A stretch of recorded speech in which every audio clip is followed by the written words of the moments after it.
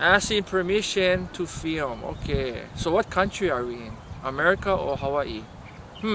So do I really have to ask another country or an agent of that country for permission in my own country?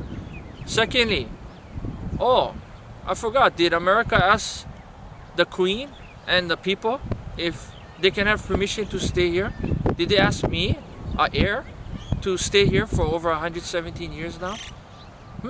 Makes you wonder, yeah? Isn't that word hypocrite really the word that is being practiced?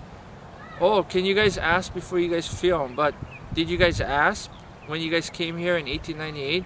Did you guys ask until today that you guys can still be here in our country? Against our wishes, against our consent, against the many protests from my kupunas and my ancestors and our queen until she died. If you guys haven't read the book The Rights of My People, I highly recommend it. It talks about how the queen continued to again take the United States to court because of the illegality of what they did, how it was an act of war, how they broke their treaties with us. So yeah, when I was watching the infiltration of of Hawaii's political system, we have part 1 and 2. I highly recommend you guys watch it. That's affirming, asserting, and exercising your human birth and God-given rights in action on video. We will continue to assert our rights. We are planning on going back to the fake state Capitol building. We are going to be on actually the 3rd floor this time and confronting the House of Reps and asking them the same question: is Hawaii illegally occupied by the U.S. military? We want to see the true colors of the quote-unquote agents and leaders of the puppet government that is here in Hawaii, and to be able to see who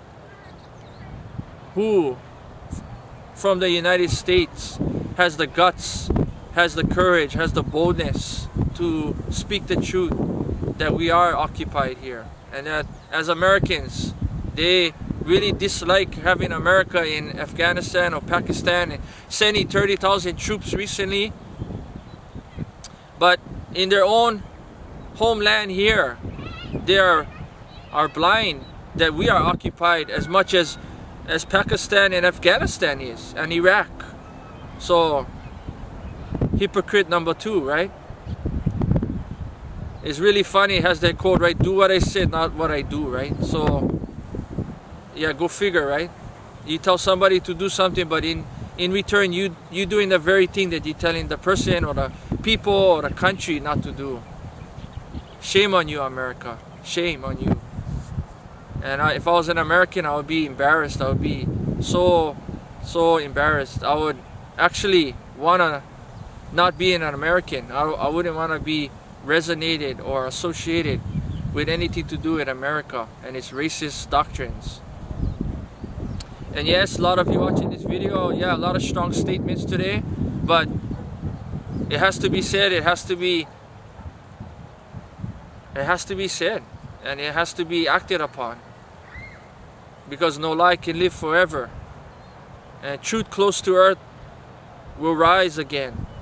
How long? Not long. Like Martin Luther King said when he was talking about their struggle again to be equal under the American umbrella and political system.